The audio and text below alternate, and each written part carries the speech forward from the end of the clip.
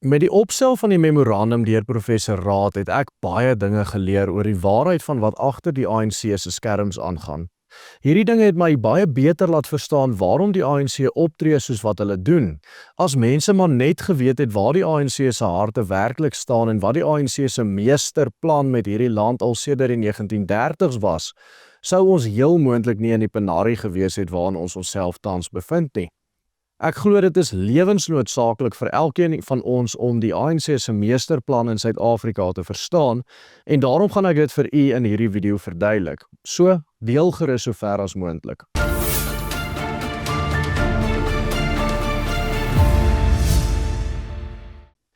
Goeiemôre liewe vriende, Willem Petser wat met u praat. Volg en subscribe op ons kanaal vir meer video's wat die ingelig hou oor sake in ons eie belang en sluit aan op ons WhatsApp groep om deurlopend ingelig te bly van die werk wat ons by die Willem Petser groep doen deur slegs u naam en van te boodskap na die nommer wat verskyn op die skerm. Eerstens gaan ons moet kyk na die agtergrond van die ANC se kommunistiese traject in hierdie land. Die onteieningswet wat onlangs deur Cyril Ramaphosa onderteken is, val saam met die 70ste herdenking van die kommunisties geïnspireerde Freedom Charter van 1955. Om hierdie mylpaal in die ANC-regering se verbintenis tot kommunisme en rasgebaseerde grondbeleide te verstaan, vang die opmerkings van Moletsi Mbeki, broer van die voormalige Suid-Afrikaanse president Thabo Mbeki, 'n belangrike element van die huidige woede in die ANC se dryfkrag om eiendom sonder vergoeding te onteien. This is not about land. It is about the loss of votes by the ANC and its little son, the EFF. They think they can bring back the voters who are abandoning the ANC by attacking the white citizens of South Africa. They are using this as a camouflage to attack the white population. Die verbintenis tot die kommunisties gebaseerde National Democratic Revolution se dryfkrag na staatsbesit en beheer van eiendom kan so ver terug as 1932 opgespoor word. In hierdie jaar het die internasionale kommunistiese beweging of Comintern die Suid-Afrikaanse Kommunistiese Party opdrag gegee dat die stryd om grond 'n sleutelfokus van die bevrydingsstryd moet vorm en daarop moet gemik wees om die konfiskering van grond wat deur Europeërs besit word te bewerkstellig. Deur die magstryd teen die bourgeoisie te verwar met die oppositie teen wit besitte grond, het die ANC se beleidrigtings oor grondkwessies toenemend gefokus op die beperking van grondregte en onteiening van grond wat deur blankes besit word. Onder die voortdurende invloed van die SKP het die ANC se verbintenis tot sosialisme in momentum gegroei, veral in die ANC se beleidsdokument van 1955 wat geëis het dat alle grond herverdeel moet word onder die wat dit bewerk om hongersnood en grondhonger te verdryf. 'n soortgelyke klem op die grond is ook duidelik in die SHKP se 1962 program The Road to South African Freedom, wat pleit vir 'n drastiese agrariese hervorming om die grond aan die mense terug te gee. Op die ANC se nasionale konferensie in Morogoro, Tanzanië in 1969 is die sogenaamde Revolutionary Program aanvaar wat verklaar dat die grond van baronne, afwesige grondeienaars, grootmaatskappye en staatskapitaliste ondernemings gekonfiskeer moet word en herverdeel moet word onder kleinboere en die grondloses van alle rasse, wat nie die arbeid van ander uitbuit nie. Verder moet boere verhoed word om grond te besit wat 'n sekere oppervlakte oorskry, wat vasgestel moet word volgens die konkrete situasie van elke lokaliteit. Grondhervormingsspesialis Ruth Hall skryf dat die onderliggende doel van die Morogoro-program is om die private besit van grond vir kommersiële produksie wat gehuurde arbeid behels te beëindig.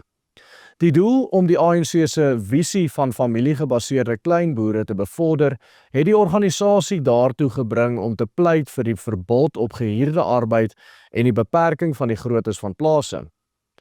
Op sy beurt is kleinboerdery gesien as die grondslag van die toekomstige kollektifisering van grondbesit, as deel van die oorgang na totale kommunisme. Die SHKP se 1989 program die Path to Power het intussen gefokus op die meer onmiddellike doelwitte van die National Democratic Revolution deur staatsbesit van grootskaalse plase te eis, 'n grootskaalse herverdeling van grondhongermassas en die oprigting van koöperatiewe plase. Die doelwit van die National Democratic Revolution is meer openlik aangespreek in die ANC se Strategy and Tactics dokumente, volgens Anthea Jeffrey. In 1997 het die sogenaamde Mafeking-dokumente grotendeels verwys na die behoefte om grondhervormingsprogramme te verskerp, om landelike gemeenskappe te help om landbouproduksie aan te moedig.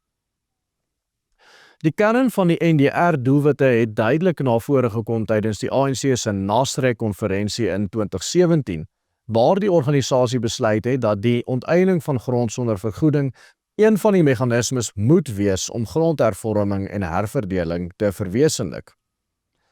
Hierdie doel is ook herhaal deur die SHKP tydens sy 15de nasionale kongres in Julie 2022 en by die ANC se nasionale konferensie in Desember 2022.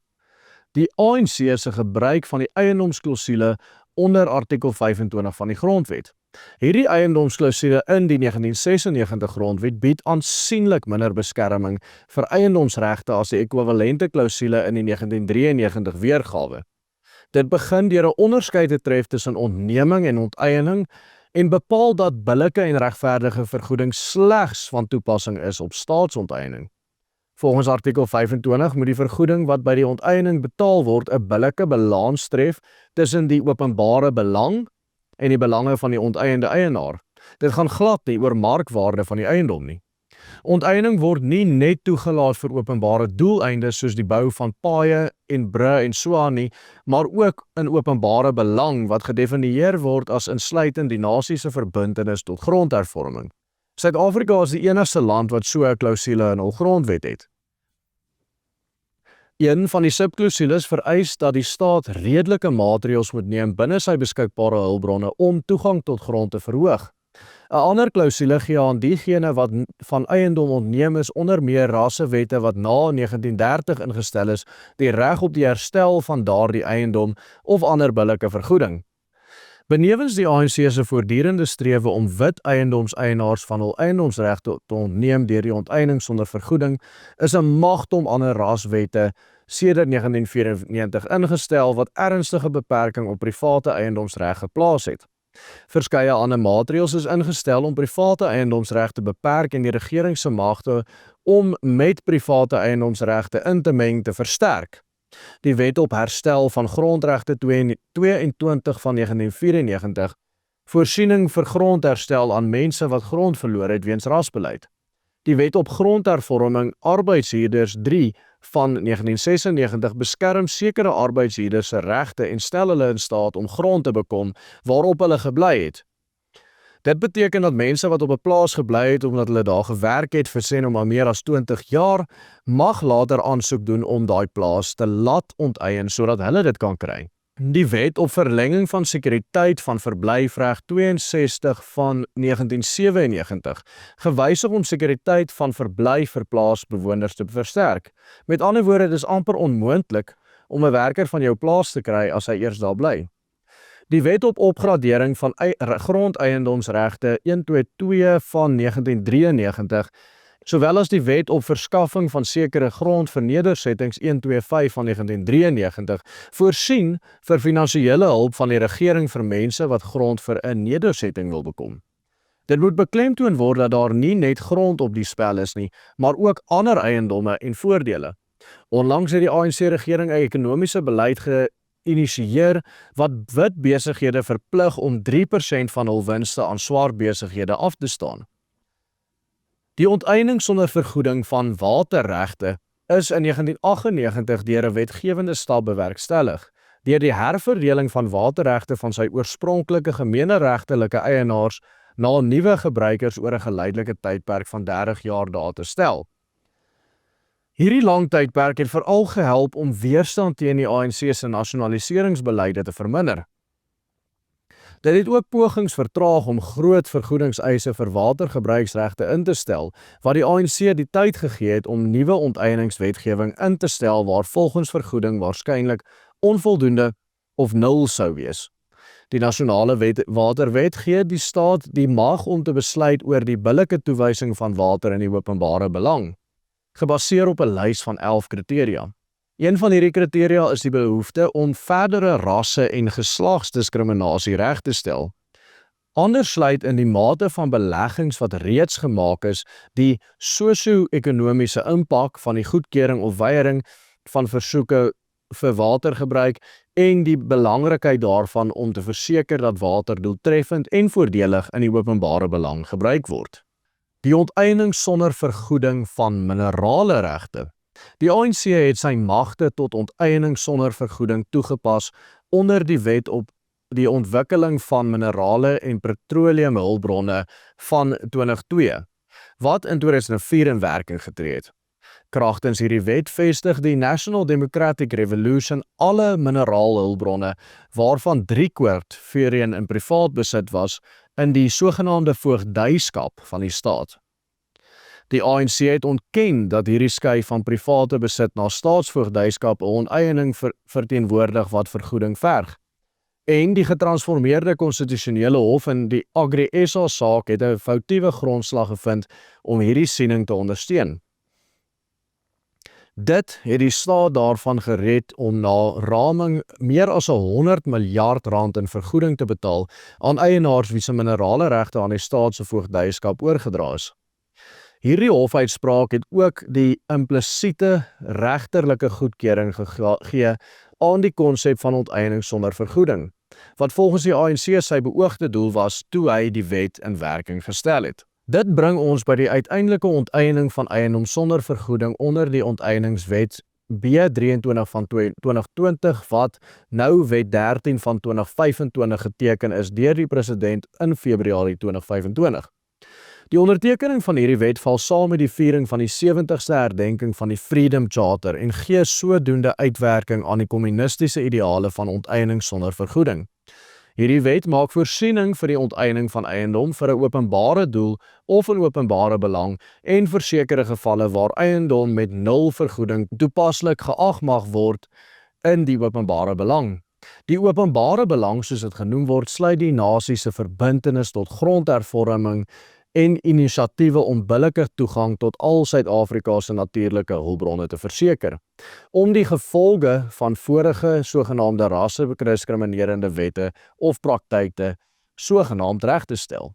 Verder bepaal artikel 3.2 dat indien 'n staatsorgaan anders as 'n onteieningsgesag die minister oortuig dat hy 'n sekere eiendom benodig vir 'n openbare doel of in die openbare belang, dan moet die minister daardie eiendom onteien namens daardie staatsorgaan op skriftelike versoek en in ooreenstemming met die bepalinge van die wet. William Saunderson Meyer wys op die onvermydelike waarheid dat die onteieningswet nie net 'n onskuldige stuk wetgewing en administrasie is om 'n paar vorige weglatings, duplikasies en teenstrydighede uit die wet te syfer nie. Hy sê, "The Expropriation Act is by far the most dangerous and legislatively cunning piece of legislation passed by the ANC. If fully exploited by a malevolent state, it could endanger all private wealth, not only your farm in the country, but your erf in the city and the savings in your bank account, and kill foreign investments stone dead." Saunderson Meyer vang die kwaadwillige bedoeling van die ANC-regering met hierdie wetgewing soos volg vas. To understand the intentions behind the Expropriation Act, one only has to look at its genesis. In 2018, the ANC tried to change the constitution in order to allow expropriation without compensation, but was unable to muster the necessary 2/3 majority. Ons almal weet dit was omdat daar 'n broederlike twis tussen die ANC en die EFF was en nie omdat hulle nie genoeg setels saam kon kry om dit wel te doen nie. The ANC was not deterred. The Expropriation Act is the legislative solution to that defeat and seeks to achieve the exact same aims, but without the drama and negative international publicity. Die Wet op Bewaring en Ontwikkeling van Landbougrond B6 van 2021 is ook deur president Ramaphosa in Februarie 2025 geteken terwyl Suid-Afrikaners verblind is deur die nuwe onteieningswet. Hierdie wet gee die regering beheer oor wat geplant mag word en op watter grond dit gedoen mag word. Dit stem ooreen met die globale kommunistiese aanval op voedselprodusente. He who controls the food, controls the people. Daar het baie grondgrype gevolg as gevolg van die ANC se misplaaste rasgebaseerde beleid. Die toename in rasgebaseerde wette en die mondelikse mishandeling van Suid-Afrikaanse wit minderheid en die onverantwoordelike politieke uitlatings oor die afgelope 2 dekades het groot verwagting onder swart mense geskep. Saam met swak dienslewering het dit veroorsaak dat baie swart mense die wet in eie hande geneem het en privaat eiendomme onwettig beset het. In 'n onlangse voorval in Sesego, Limpopo, het 'n gemeenskap binne 2 weke na die ondertekening van die onteieningswet begin om privaat grond te beset, hutte op te rig en in effek gronddiefstal te pleeg. Sesego munisipale waarnemers is nie simpatiek teenoor hierdie plakkers nie. Die munisipale woordvoerder, Tipa Salala, het gesê onwettige besettings, hetsy op privaat of munisipale grond, sal nie geduld word nie. Die vernietigende gevolge van die onteieningswet sal noodwendig voortgaan en uitbrei na ander dele van Suid-Afrika. Dit sal 'n skerp afname in die eiendomswaardes van plase, huise en besighede veroorsaak, werksverlies verhoog en buitelandse beleggings skrikwekkend ontmoedig. Ramaphosa se besluit gaan landgrype aanmoedig wat die vermoë van die staat en die privaat grondeienaars om dit te keer kan oorskry. Onthou om ons te volg op hierdie platform en onthou ook om op die WhatsApp groepe te klim. Die nommer is in die kommentare. Ons hou u ingelig oor sake in u eie belang. Totsiens en God seën elkeen.